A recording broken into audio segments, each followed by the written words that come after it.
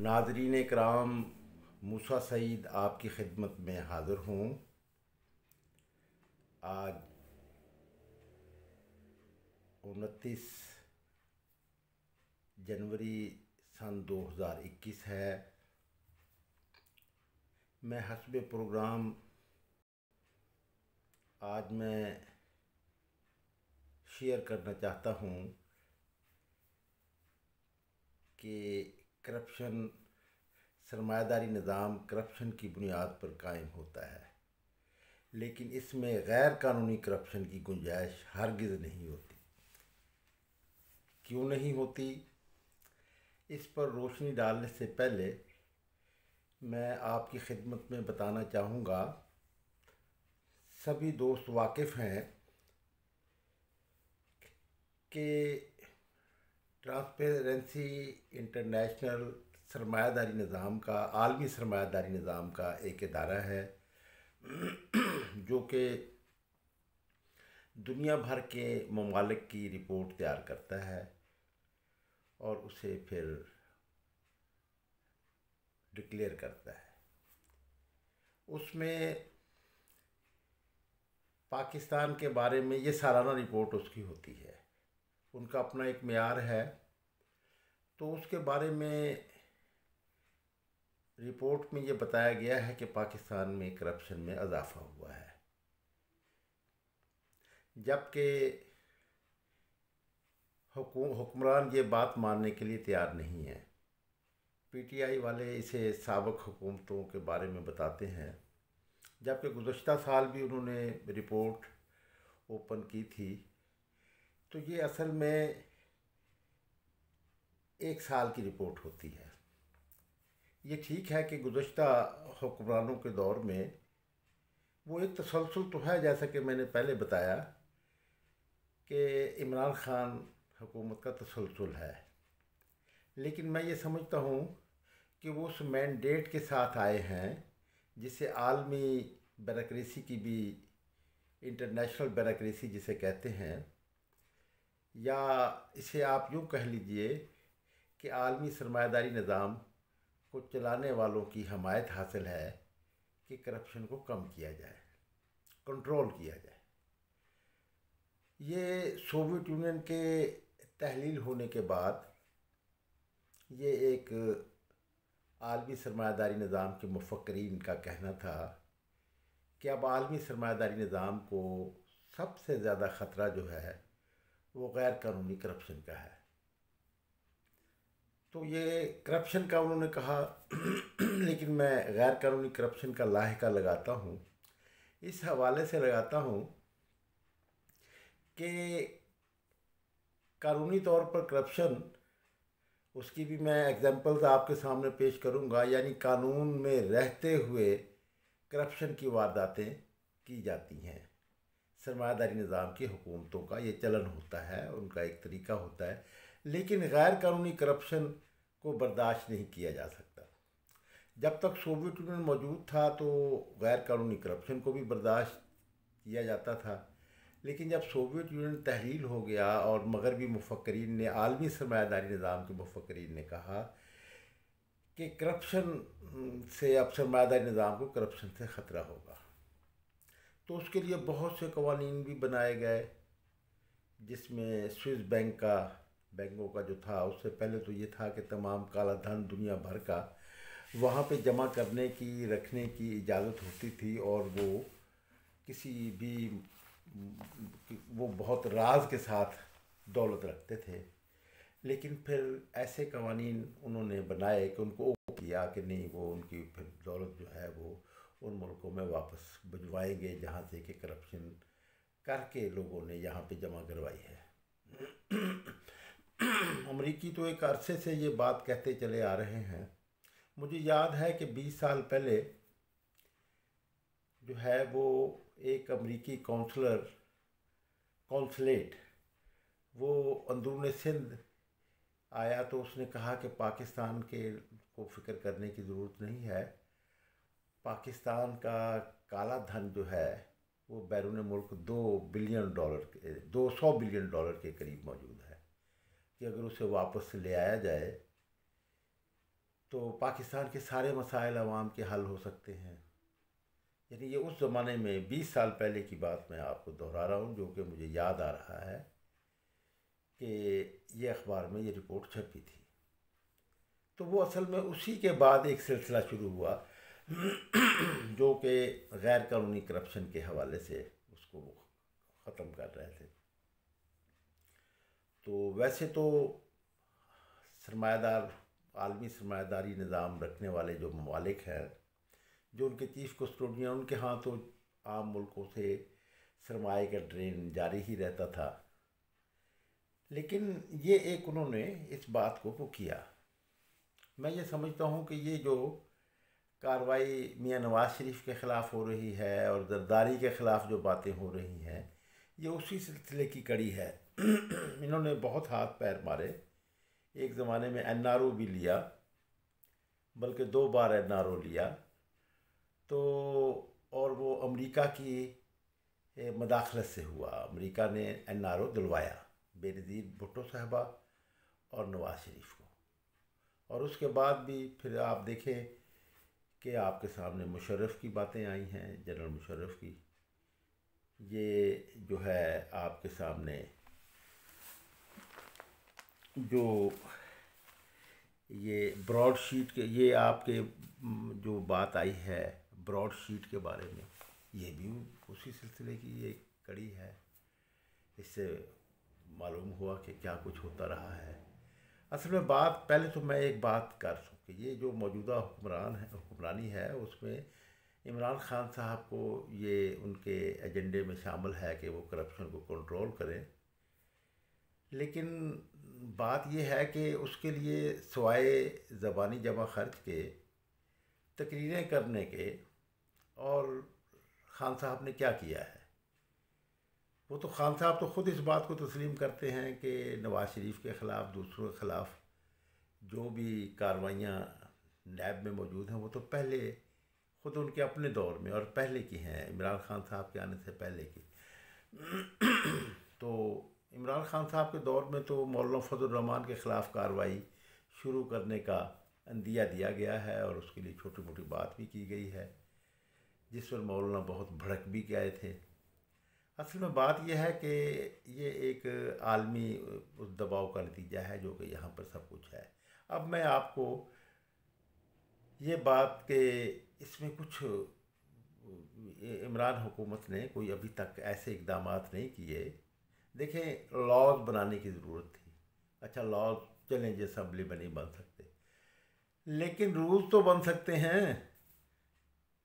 Punjab anti corruption establishment का जो इदारा है, उसके जो रूल्स हैं उसमें इंक्वायरी के बारे में, जो मैं आपको 3 रूल्स गिनवाता हूँ कि 3 रूल्स ऐसे हैं जो कि करप्ट माफिया को प्रोटेक्शन देते हैं, और जो आइन इस्लामी जमहूरिया पाकिस्तान के ख़िलाफ़ है, जो Punjab transparency and right to information act, जो आइन ने इस्लामी जमहूरिया पाकिस्तान 19A के नाफिज करने के लिए अमल दरामद करने के लिए जो एक्ट बनाया गया, उसमें Punjab transparency and right to information act 2013 बनाया गया।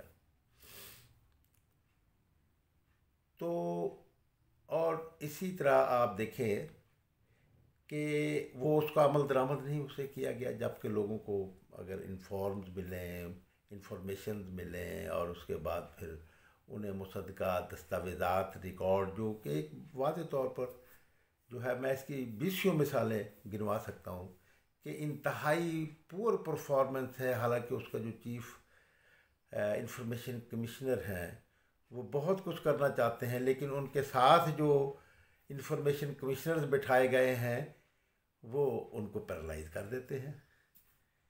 तो उसकी सज़ाएं बहुत कम, उनकी सज़ाओं का आप शेड्यूल उठा कर देख लेंगे, कितने जुर्माने किए, कितने वसूल किए, कितने बग़ैर कानून इजाज़त नहीं देता लेकिन माफ़ कर दिए।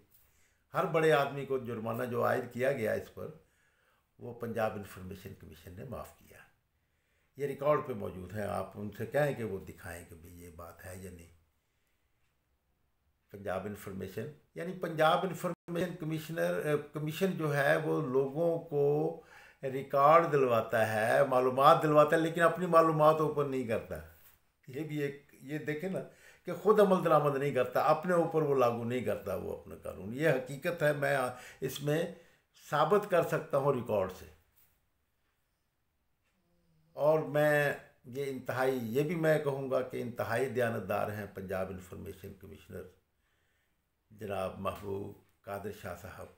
बहुत ईमानदार हैं, बहुत एक्टिव हैं, बहुत डेडिकेटेड हैं, लेकिन उनको चलने नहीं दिया जा रहा, इसलिए कि वो करप्ट माफिया इतना स्ट्रॉन्ग है हुकूमत में। उन्होंने ख़ुद इसका रोना रोया अपने उसमें बताया, एक उसमें कि उन्होंने ख़त भी लिखा कि भी वो अच्छा। तो ये एक, अब आप देखें कि एक अच्छा, उसके बाद फिर मैं पंजाब एंटी करप्शन एस्टेब्लिशमेंट के बारे में आपको मैंने बताया था कि 3 कवानीन ऐसे हैं जो कि करप्ट माफिया को जो है वो तहफ़्फ़ुज़ फराहम करते हैं।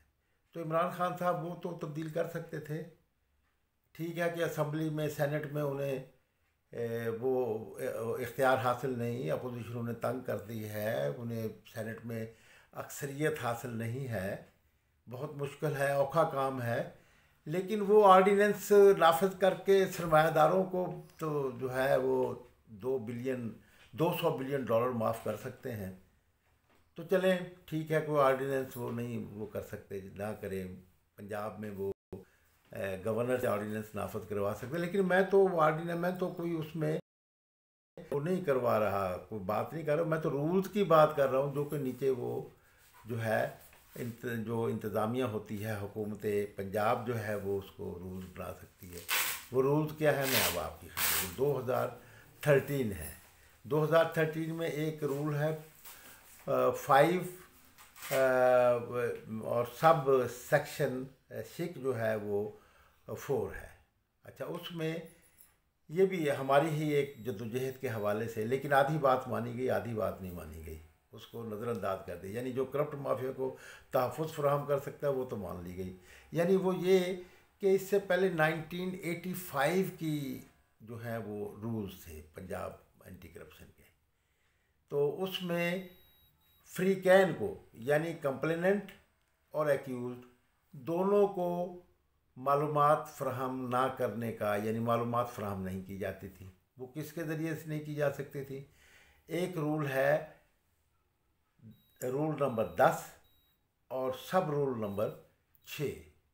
अच्छा, उसमें ये बताया गया है कि जो फाइनल रिपोर्ट है, इंक्वायरी रिपोर्ट, उसकी कापी देने का इख्तियार जो है वो स्वाबदीदी इख्तियार दे दिया गया है अथॉरिटीज़ को, यानी डायरेक्टर जनरल को और डायरेक्टर्स को। यानी वो चाहें तो दें, चाहे ना दें। तो ये स्वाबदीदी इख्तियार जो है ये, क्योंकि करप्ट माफिया बहुत ताकतवर होता है, तो उसको तहफ़्फ़ुज़ के लिए वो इस्तेमाल करते हैं, और वो कंप्लेनेंट को भी, उसको जो कि इंक्वायरी का मुद्दई होता है वो उसमें, ये तो अब इमरान खान की हुकूमत कर सकती थी, ये बुज़दार की हुकूमत भी कर सकती थी। लेकिन अब आप देखें कि इसके बारे में कि वो जो एक तो 5 पॉइंट सब रूल जो है वो 4 है, उसमें ये तो कहा गया है कि इंक्वायरी शुरू करते ही विदाउट एनी चार्जेस एक्यूज़ को कंप्लेंट की और उसके ख़िलाफ़ जो दस्तावेजी सबूत है उनकी कापियाँ फराहम कर दी जाएँ। लेकिन ये नहीं कहा गया कि जो एक्यूज़ अपना डिफेंस का बयान जमा करवाता है और अपने डिफेंस में वो दस्तावेजी सबूत फराहम करता है, उसकी कॉपी जो है वो कंप्लेनेंट को भी दी जाए। तो इस तरह ये आइन की जो दफ़ा है, आर्टिकल आइन इस्लामी जमहूरिया पाकिस्तान के इक्वलिटी के जो है 15, ये उसके ख़िलाफ़ है। और उसके बाद फिर जबकि ये पंजाब ट्रांसपेरेंसी एक्ट 2013 बनाया गया है, तो उसमें जो बाकायदा एक लिस्ट दी गई है कि ये प्रोहिबिटेड है, कि ये जो है ये ममनुआ सेक्शंस हैं, इनकी नहीं दी जाएगी, लेकिन जो गैर ममनुआ है उनकी तो देनी चाहिए। अब एंटी करप्शन की जो वो हैं वो तो सब गैर ममनुआ हैं, ओपन रिकॉर्ड का होना चाहिए, लेकिन उनको रूल नंबर 10 और 6 के ज़रिए जो इस्तेहकाक हासिल है, जो उसमें स्वाबदीदी इख्तियार दिया गया है डायरेक्टर को, जो इख्तियार दिया गया है डायरेक्टर जनरल को, उसके ज़रिए वो नहीं देते। तो ये अब एक तीसरा रूल भी मैं आपकी खिदमत में, ये है anti corruption, Punjab anti corruption का रूल 14। अच्छा, उसमें 14 में ये बताया गया है कि ये एक तहकीकी इदारा है और इस पर पुलिस का रूल जो है वो लागू होता है। अच्छा, पुलिस रूल का जिसका ये हवाला देते हैं उसमें भी एक सब सेक्शन है जिसमें कि सवाबदीदी इख्तियार दिया गया है अथॉरिटीज़ को, मजाज अथॉरिटीज़ को। ये तो बात यह है कि ये जो पंजाब ट्रांसपेरेंसी एक्ट है ये तो ये जो है ये इसके भी ख़िलाफ़ है, इसलिए कि पंजाब ट्रांसपेरेंसी एक्ट की जो सेक्शन है 24 उसमें बताया गया है कि ये तमाम कवानीन पर बाला होगा। भाई ये जो कवानीन आपने ये बनाए हैं, बस इनको तो इमरान खान साहब, अगर इंक्वायरी का निज़ाम ही परफेक्ट नहीं होगा, शफाफ नहीं होगा उसमें, क्योंकि ये करप्शन करने वाले जो लोग होते हैं ये बड़ी मोटी गर्दनों वाले होते हैं, तो ये तो परचेजिंग पावर रखते हैं। अच्छा, फिर देखिए आप, बल्कि इन्होंने करप्शन ये कहते हैं कि नहीं दिया, क्यों नहीं, आपने तो जब कवानीन ही ऐसे बना दिए। यहाँ पर चार्ज किया गया 182 जो है, यानी झूठी दरख्वास्त देना। तो इसके बारे में जो गोरों ने कानून बनाया, जो प्रिवेंशन ऑफ करप्शन एक्ट बनाया था, जिसे पाकिस्तान में अडॉप्ट किया गया 1917 में, और अब तक वो काबिल अमल और जिस पर अमल दरामद करवाया जाता है, जिस पर आपका पंजाब एंटी करप्शन एस्टेब्लिशमेंट मौजूद है, और वो उसमें जो है वो उन्होंने तमाम बहुत सी फौजदारी दफात शामिल की इस एक्ट में, लेकिन इस एक्ट में 182 नहीं नाफिज की। अच्छा, उसके बाद फिर जब ये इमरान खान की हुकूमत में जब इसके निशानदेही करने वालों के ख़िलाफ़ ये कार्रवाई की गई, यानी अब आप यानी करप्शन करने वालों के ख़िलाफ़ कार्रवाई नहीं की गई, बल्कि और वो की गई, तो फिर सही कहते हैं ना कि जब आप सियासी इम्तियाज़ के साथ कार्रवाई करेंगे, हम ये नहीं कहते कि ये जो खोखर का महल आपने गिरा दिया है, अच्छा किया आपने गिरा दिया है, लेकिन ये तो हर शहर में और हर गांव में ये मौजूद है, इसके दायरे को तो बढ़ाना चाहिए। लेकिन जब आप इसको महदूद रखेंगे कि आप मियाँ नवाज शरीफ के आदमी के ख़िलाफ़ कार्रवाई करेंगे या जरदारी के ख़िलाफ़ कार्रवाई करने की कोशिश करेंगे, तो फिर तो लोग ये कहेंगे, चाहिए तो ये था कि बिला इम्तियाज़ एक ऐसा सिस्टम देते, आप एक ऐसा निज़ाम देते कि आप ऐसे रूल्स को, जैसे मैंने आपको बताया कि रूल्स को बेहतर बनाया जा सकता था, इसके लिए किसी असम्बली की भी ज़रूरत नहीं थी, और तो उसके लिए ये बात, तो रूल्स तो बनाए जा सकते थे। तो उस रूल्स को आपने, क्योंकि रूल्स जो होते हैं ये एक्ट यानी कवानीन के नीचे उसके फ्रेम में बनाए जाते हैं, तो वो तो बना सकते थे, वो नहीं जब बनाए तो उससे फिर करप्शन में इजाफा नहीं होना था। ये तो एमनेस्टी इंटरनेशनल ने तो बड़ा छोटा हल्की बात की है कि ये तो कि भाई करप्शन जो है उन्होंने कुछ पॉइंट्स बता दिए हैं कि ये इतने ये गिरे हैं, ये तो इससे कहीं ज़्यादा हैं अगर वो किया जाए। इमरान खान साहब को पता नहीं, उनके अपने MNAs भी कुछ तो फट चुके हैं, वो कह रहे हैं कि ऐसी बात है, तो उनको इल्म नहीं है कि फील्ड में जो जो महंगाई बढ़ी है उसी तरह करप्शन भी बढ़ी है और मार धाड़ खूब है। तो मैं अब आपकी खिदमत में मैं बताना चाहूँगा कि सरमायादारी निज़ाम में गैर कानूनी करप्शन की गुंजाइश क्यों नहीं। देखें, गैर कानूनी करप्शन की गुंजाइश इसलिए नहीं कि इससे कैपिटलिज्म की, सरमायादारी निज़ाम के हिफाजत के लिए और उसको रेगुलेट करने के लिए जो रियासती अदारे बनाए जाते हैं उनकी अमलदारी ख़त्म हो जाती है और जब अमलदारी ख़त्म हो जाती है फिर अफरा तफरी बढ़ती है, और उसके बाद फिर जैसे पाकिस्तान में एक सिलसिला अब शुरू हो गया, ये असल में सब इसकी बुनियाद करप्शन है। ये जो आपको अफरा तफरी नज़र आती है ये इसकी बुनियाद करप्शन है। लोग पैसे देकर छुप जाते हैं, लोग पैसे देकर अदालतों में फ़ैसले करवा लेते हैं, पैसे देकर। मैं ये तो नहीं कहता कि अदालतें पैसे लेती हैं, लेकिन बहरहाल पैसा एक इन्वॉल्व होता है, वकील होते हैं, उसमें आपके गवाह होते हैं, उसमें आपके और बहुत से ऐसे मामलात होते हैं, तो उसमें तो फिर वो बच जाते हैं करप्शन करने वाले। तो इसमें फिर अफरा तफरी, जुर्म, जराइम ये सब बढ़ते हैं। तो इस हवाले से जो है वो गैर गैर कानूनी करप्शन की गुंजाइश नहीं होती। अब मैं आपको करप्शन के बारे में, जो कानूनी करप्शन होती है, उसको कुछ एग्जांपल से मैं आपको वाज़े करना चाहता हूँ। ये हर हुकूमत के दौर में ये बातें की जाती हैं सरमायादारी निज़ाम में, क्योंकि सरमायादारी निज़ाम जो है ये भी तो करप्शन ही होती है ना, कि आप मज़दूरों के हक़ में, आप एम्प्लॉयज़ के हक़ में कानून बनाएं और कानून नाफज करने वाले इदारों को रोक दें कि आपने कुछ नहीं कहना। तो ये करप्शन नहीं है? ये भी तो करप्शन है। जब कानून पर आप अमल दरामद नहीं करवाते तो ये भी करप्शन है। लेकिन इसके अलावा भी करप्शन मैं आपको बताता हूँ कि वो किस तरह है। मैं इसके आपको मिसाल देना चाहूँगा। ये जनरल परवेज़ मुशर्रफ के ज़माने में, कि जनरल परवेज़ मुशर्रफ ने जो थी वो गैर कानूनी करप्शन ये की कि इस्लामाबाद से मुल्क बनी गाला का इलाका है, जिसमें हमारे प्राइम मिनिस्टर साहब का दौलत खाना भी है। तो वो जो था वो उसमें प्लाटिंग की गई, एक स्कीम बनाई गई। स्कीम ये बनाई गई कि इस्लामाबाद को ताज़ा फ्रूट फ्राहम करने के लिए, ताज़ा सब्ज़ियाँ फ्राहम करने के लिए, फ्रूट एंड वेजिटेबल फार्म्स के लिए जो थे वो कई कई 100 कनाल के, 300 कनाल, 200 कनाल, 100 कनाल, इस तरह के प्लाट बनाए गए और वो एलीट क्लास को दे दिए गए, फार्मर्स को देने की बजाय बहुत।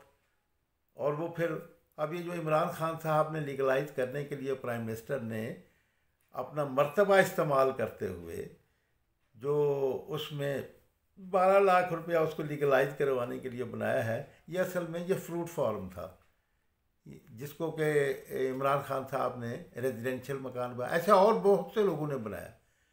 उसमें शहीद बेनज़ीर भुट्टो साहबा के जो पॉलिटिकल सेक्रेटरी थी वो उन दिनों एमएनए थी, नाहिद खान, उनको भी प्लाट उन्हें भी अलॉट किया गया। और उसके बाद फिर एलीट क्लास को प्लॉट अलॉट कर दिए गए। यानी वो अगर वो प्लाटों को अगर आज हुकूम नेशनलाइज करके हुकूमत फिर अपने उसमें इस पर के उन्होंने वहाँ पर फ्रूट फार्मिंग नहीं बनाए, उन्होंने वहाँ पर वेजिटेबल फार्मिंग नहीं बनाए, तो उनको इस बुनियाद पर अगर उनको ज़ब्त करके अगर उनको नीलाम किया जाए तो मैं ये समझता हूँ कि पाकिस्तान का आधा कर्जा उतर जाए। तो ये एक कैफियत है ये। अच्छा, उसके बाद फिर खुद 2 बार बड़े सीने पर हाथ मारकर जनरल परवेज़ मुशर्रफ ने कहा कि मैंने टेक्सटाइल इंडस्ट्री को चलाने के लिए, बूस्ट देने के लिए, मैंने इंटरनेशनल प्राइस से कॉटन प्राइसेस को कम रखा। तो ये लीगल करप्शन हो गई कि आपने लाखों किसानों की जेबों से, यानी वो जो पैसा निकाल कर आपने 120 के करीब जो है वो टेक्सटाइल इंडस्ट्री के ओनर्स हैं, आपने उनको दे दिया 1-1.5 खरब रुपए से ज़्यादा पैसे, सिर्फ जो कि आपके कॉटन प्राइसेस के आलमी उसमें कम थे, जो कि किसानों को कम मिले, और किसानों को जो पैसा मिलना चाहिए था वो आपकी टेक्सटाइल इंडस्ट्री को दे दिया गया। ये पावर इस्तेमाल करके हुकूमत ने किया, यानी ये लीगल करप्शन हो गई। अच्छा, उसके बाद फिर और मैं इस दौर की लीगल करप्शन की आपको मैं मिसालें दूंगा कि वो माफ़ करना था, वो जो गैस के हवाले से जो पाइपलाइन बिछानी थी और उसके लिए जो टैक्स लगाकर जो पैसे इकट्ठे किए गए, और खाद और पेस्टिसाइड बनाने वाली कंपनियों के ज़रिए से जो पैसे इकट्ठे किए गए, उनको 200 अरब रुपया जो था वो माफ़ कर दिया गया। अच्छा, वो माफ़ करने के लिए अब कानून मौजूद नहीं था, असम्बली में लाना नहीं चाहते थे। तो ये ऑर्डिनेंस जो था वो बनाकर इमरान हुकूमत ने जो था वो सदर से पास करवा लिया ऑर्डिनेंस। ये तो फिर वो लोगों ने शोर मचाया, तो ये लीगल करप्शन पकड़ी गई, और इस लीगल करप्शन जो थी इससे फिर ये हुआ कि ये कोर्ट में केस पहले से जा रहा था। ये हर शख्स को याद है ये बात कि हमारे प्राइम मिनिस्टर ने कहा था, इस पर बहुत बरहम हुए थे कि ये रऊफ़ क्लासरा जैसे जो जर्नलिस्ट हैं ये इस आवाज़ को उठा रहे हैं। तो उन्होंने फिर ये कहा था कि अगर जब फिर बहुत ज़्यादा अवाम का रद्द अमल सामने आया और लोगों ने कहना शुरू किया कि क्यों ये पैसे तुम्हारे बाप के हैं, जब हमारे हुक्मरानों के बारे में ये कहा जाने लगा कि क्या ये पैसे तुम्हारे बाप के हैं, और फिर लोगों में बहुत रिजेंटमेंट भी आई, वो बढ़ने लगी, तो उस पर फिर इसको वापस लिया गया। और ये कहते हुए वापस लिया गया था कि अगर ये सारे पैसे कोर्ट ने उनको माफ़ कर दिए, यानी जिन्होंने आवाम से, किसानों से वसूल किए थे वो पैसे जो थे वो कोर्ट माफ़ कर देगी। लेकिन मैं ये समझता हूँ कि 3 रुकनी हमारे सुप्रीम कोर्ट ने शानदार फैसला किया और कहा कि नहीं, ये पैसे माफ़ नहीं होंगे, ये पैसे वापस दो। तो फिर उस पर आप देखें कि किस ढिठाई से हमारी हुकूमत ने, हुक्मरानों ने ये कहना शुरू किया कि ये हमने हमारी कोशिशों से हुआ है। भाई ये कोशिशों से तो ये हुआ कि भाई सुप्रीम कोर्ट ने इस केस को हाईलाइट जिन लोगों ने किया उन जर्नलिस्टों की बात थी, उन्होंने एक बात की, ये एक जो थी ये लीगल करप्शन थी 2 अरब रुपए की। और ये कहते हैं कि हमारे दौर में कोई स्कैंडल नहीं हुआ। तो मैं बताना चाहता हूँ कि स्कैंडल तो बहुत ज़्यादा हुए हैं, आपके कहने से नहीं, लोग समझते हैं। फिर दवाइयों का मसला इससे पहले आपके सामने आया कि दवाइयों की कीमतें जो थीं उसमें जो फिर ओवर चार्जिंग, जो कीमतें बढ़ाकर वो की गई, उसमें यही फरदौस आशिक अवान साहिबा उन दिनों जो प्राइम मिनिस्टर की स्पोक्समैन थी, और आज वो अपना वज़ीर आला पंजाब की स्पोक्समैन हैं, उन्होंने ये कहा था कि हम ये पैसे जो है वो इकट्ठे करेंगे। अब वो जो जिन लोगों ने दवाइयाँ ख़रीदी हैं सार्फिन ने उनको वापस करना फ़र्दन फ़र्दन मुमकिन नहीं है। ये 15 अरब रुपए के करीब अमाउंट बनता है। ये पैसे हम दवाई अद्विया साज कंपनियाँ जो हैं, मेडिसिन बनाने वाली कंपनियाँ जो हैं, इनसे वसूल करके हम बैतुल माल में जमा करवा देंगे और वो गरीबों की फलाह पे खर्च होगा। फिर उससे विदड्रॉ हुए। उसके बाद फिर आप और देखें कि आपने गैस की 8-10 कंपनियों को आपने 1 खरब रुपए के करीब माफ़ कर दिए उनको। वो उन्होंने गैस को इस्तेमाल किया, प्रोडक्शन में वो किया, अपने पैसा मुनाफा कमाया, और आपने उसको माफ़ कर दिया इसलिए कि आपके पास इख्तियार था, और आपने इसको लीगल करप्शन कह देंगे हम कि ये लीगल करप्शन थी। यानी इसकी सरमायादारी निज़ाम में बिल्कुल। और इसी तरह सब्सिडीज़ हैं, सब्सिडीज़ फ्लोर मिल्स को दी जाती हैं, सब्सिडीज़ जो है वो, और उनके ज़रिए वो कहते हैं किसानों के नाम पर के लोगों के आवाम को सस्ता आटा फराहम करने के लिए हम ये सब्सिडी दे रहे हैं, लेकिन वो उसमें भी करप्शन होती है। अच्छा, ये एक लीगल करप्शन सब्सिडी के हवाले से जो आवाम को बराह रास्त दी जाए वो तो हम कहेंगे कि ये सब्सिडी देनी चाहिए कमज़ोर तबकात को, लेकिन कमज़ोर तबकात को सब्सिडी जो दी जाती है वो बड़े तबके के ज़रिए से दी जाती है, और उसमें बड़ा तबका जो है वो उस सब्सिडी को जो है उसका बड़ा पोर्शन जो है वो गस्ब कर लेता है। वो ये लीगल करप्शन है। अच्छा, इसी तरह फिर और दवाइयों के बारे में मैंने आपको बता दिया कि उसके बारे में फिर देखेंगे कीमतें बढ़ी, और उसके बाद फिर उनको लीगलाइज कर दिया। यानी पहले ये कहते हैं कि ये गलत हुआ, आप उस पर एक अपने वज़ीर सेहत को भी हटाते हैं, फेडरल वज़ीर सेहत को, और कि करप्शन हुई है, और उसके बाद फिर आप जो है वो यू टर्न लेते हैं, और फिर उसके बाद ये एक लीगल करप्शन थी कि फिर लीगलाइज कर दिया उन दवाइयों की प्राइसेस की कीमतों को। तो उसके बाद फिर ये बहुत बड़ा स्कैंडल सामने आया आपका शुगर का, कि शुगर का स्कैंडल, ये भी आप देखें कि उनको जो सब्सिडी दी गई, और उसके बाद जो फिर उसके लिए जो लीगल उसमें फ्रेमवर्क में रहते हुए उन्होंने करप्शन की। इसीलिए लीगल फ्रेमवर्क में रहते हुए उन्होंने जो करप्शन की, तो वो लीगल करप्शन के ख़िलाफ़ तो कोई कार्रवाई मुमकिन नहीं हुआ करती। इसलिए इमरान खान साहब जो है वो इतने बुलंद बाग दावे और इतनी ज़बरदस्त बातें करने के बावजूद वो नाकाम हुए। ये अब भी जब कि क्रचिंग सीज़न है गन्ने का, इसमें जो कीमतें हैं वो बहुत कम हो जाती हैं चीनी की, तो वो कीमतें आज भी 100 रुपये फ़रोख्त हो रही हैं। तो ये एक लीगल करप्शन के हवाले से सब कुछ, यानी वो जो करप्शन की जाती है वो कानून के दायरे में रहकर की जाती है। तो नाज़रीन किराम, ये इसी तरह मैं बहावलपुर रियासत जो थी साबिक, उसका एक वाक़या आपको सुनाऊंगा कि मखदूमज़ादा हसन महमूद साहब जो थे वो यहाँ पे वज़ीर आज़म थे। वो शहरी ज़मीनों को, जो रियासत में मतरूका ज़मीनें थीं यानी हिंदू छोड़ गए थे, उनको वो डिस्पोज ऑफ करना चाहते थे अपने ही आदमियों को। चुनाचा एक कानून बनाया गया और उस कानून का किसी को हवा नहीं लगने दी गई, और उसके बाद उसको सिर्फ अपने ख़ास आदमियों को आ गया कि एप्लीकेशन दे दो, और एक तारीख मुकर्रर थी, उसके बाद फिर कोई उनको बहुत वो औने पौने जो थी वो हिंदुओं की ज़मीनें तक। ये एक लीगल करप्शन थी। यानी सरमायादारी निज़ाम में, एक तबकाती निज़ाम में, जो मॉडर्न निज़ाम होता है उसमें लीगल करप्शन की जाती है।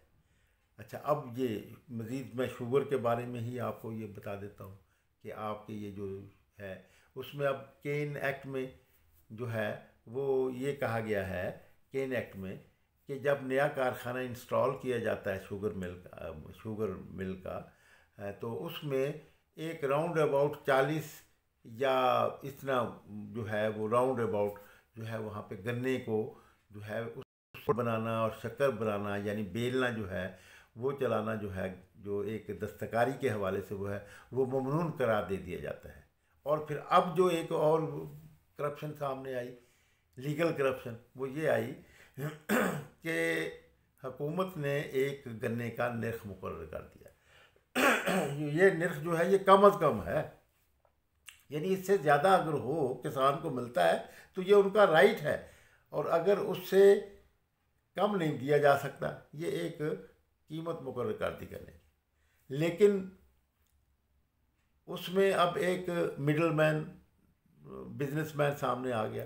वो मिडल बिजनेसमैन जो था वो, क्योंकि गन्ने वाले जो हैं अपना मालकान जो हैं, वो गन्ना किसानों से 10 दिन उनके ट्रैक्टर खड़े रहते हैं, वो नहीं खरीदते और उनको तंग करते हैं, पैसे मौके पर नहीं देते, उधार देते हैं, साल साल 2-2 साल लग जाते हैं तो पैसे नहीं देते। तो उसमें फिर कुछ मिडिल मैन आ गए, उन्होंने डिमांड में अपने कंडे लगाए और वो ख़रीदना शुरू किया। तो ये अब उस पर उन्होंने हाई कोर्ट में भी रिट की हुई है कि जी इस पर अमल दरामद कराया जाए कि ये कानून, यानी कानून एक बनाया गया कि मिडिल मैन नहीं कोई ख़रीदेगा, बराह रास्त वो ख़रीदेंगे। क्यों भाई, ये क्या बात? मिडिल मैन जो सहूलत जो हो, यानी आप कारखानेदारों के अपना शुगर इंडस्ट्री के मिल मालकान के रहमो करम पर किसानों को छोड़ना चाहते हैं कि वो जिस तरह चाहे उल्टी छुरी से उन्हें ज़िबा करते रहें। तो उसके बारे में ये बात है कि वो उन्होंने एक कोशिश की हुई है कि जी ये यहाँ बालपुर में एक असिस्टेंट कमिश्नर साहब थे, तो उन्होंने इस कानून पर अमल दरामद करवाना शुरू कर दिया। उन्होंने जाकर मिडल मैन को, जो कि ख़रीद रहे थे, कंडे लगाए हुए थे, अब अगर मिल मालकान अच्छी सहूलत देंगे तो किसानों का दिमाग ख़राब है, पैसे अगर ज़्यादा देंगे तो उनको पैसे कम देते हैं, और वो गन्ने के जो दरमियानी वो है वो ख़रीदता है तो वो नकद पैसे दे देते हैं, उनको सहूलत देते हैं, उनको डोर स्टेप पर उनका गन्ना ख़रीदा जाता है या करीब ख़रीदा जाता है। तो ये एक था। तो इसके बारे में तो यानी जब हुकूमत की मशीनरी को सरमायादारी निज़ाम का जो ऊपर का भलाई तबका होता है वो उसको इस्तेमाल करता है, उसके गवर्नेंस को अपने कंट्रोल में करते हुए कि ज़्यादा से ज़्यादा इस्तेहसाल किया जा सके। जैसे मैंने बताया कि मज़दूरों की वेजेस मुकर्रर हैं, लेकिन तमाम फैक्ट्री ओनर जो है, कोई होगा, तमाम फैक्ट्री ओनर जो है वो कम देते हैं और उनको कोई चेक नहीं कर सकता। तो ये जो है एक यानी अमल दरामद नहीं करवाते, तो ये इलीगल बात हो गई ना। तो और ये लीगल करप्शन के हवाले से, यानी कवानीन ऐसे बनाए जाते हैं जिसमें कि कमज़ोर तबकात को निचोड़ा जा सके, जैसा कि मैंने आपको पहले भी बताया। इसी तरह एक्सपोर्ट इंपोर्ट में ऐसे कवानीन और ऐसी बातें की जाती हैं कि इजाज़त दे दी जाती है और फिर ये सब यानी लीगलाइज करके उसको वो किया जाता है, करप्शन की जाती है। तो इसीलिए कि सरमायादारी निज़ाम जो है ये कानून के ज़रिए से लोगों को निचोड़ने और लूटने का निज़ाम होता है। उसमें उसमें कानूनी करप्शन खूब होती है, लेकिन गैर कानूनी करप्शन की गुंजाइश नहीं होती। इसलिए गैर कानूनी करप्शन की गुंजाइश नहीं होती कि उससे इस निज़ाम के जो जो हिफाजत के लिए बनाए गए, जो इसको चलाने के लिए बनाए गए इदारे हैं, वो उनकी अमलदारी ख़त्म हो जाती है और निज़ाम ख़तरे में पड़ जाता है। नाज़रीन किराम, मैंने अपने ख़यालात का इजहार किया। मुझे उम्मीद है कि आपको मेरी ये कोशिश पसंद आई होगी, और इसमें मुझे बहुत ज़रूरत है कि आपका फ़ीडबैक मिले, क्योंकि फ़ीडबैक मिलने से मेरी मालूमात में भी इजाफ़ा होता है। मैं तो तालिब इल्म हूँ आप ही की तरह, और आप ही से मैं बहुत सा फ़ीडबैक मिलता है, तो मैं फिर अपने ख़यालात जो हैं वो आप तक पहुँचाता हूँ। तो इस हवाले से मैं ये भी कहूँगा कि मेरे ख़यालात अगर आपको पसंद आएँ तो इन्हें दोस्तों तक जो है शेयर भी करें, और मेरे चैनल को सब्सक्राइब भी कीजिएगा। इसमें आपके लाइक और सब्सक्राइब करने से मुझे सहूलत मैसर आएगी, और मैं बेहतर परफॉर्मेंस दे सकूँगा, मैं बेहतर चैनल आपकी खिदमत में पेश कर सकूँगा। बहुत से बेहतर चैनल मौजूद हैं, लेकिन मेरा चैनल भी आप में से एक है, तो आपका चैनल है, तो इससे मैं आपसे बस इसी के साथ इजाज़त चाहूँगा। अब इंशाअल्लाह फिर आपसे गुफ्तगू होगी, मामला जो है वो शेयर होंगे।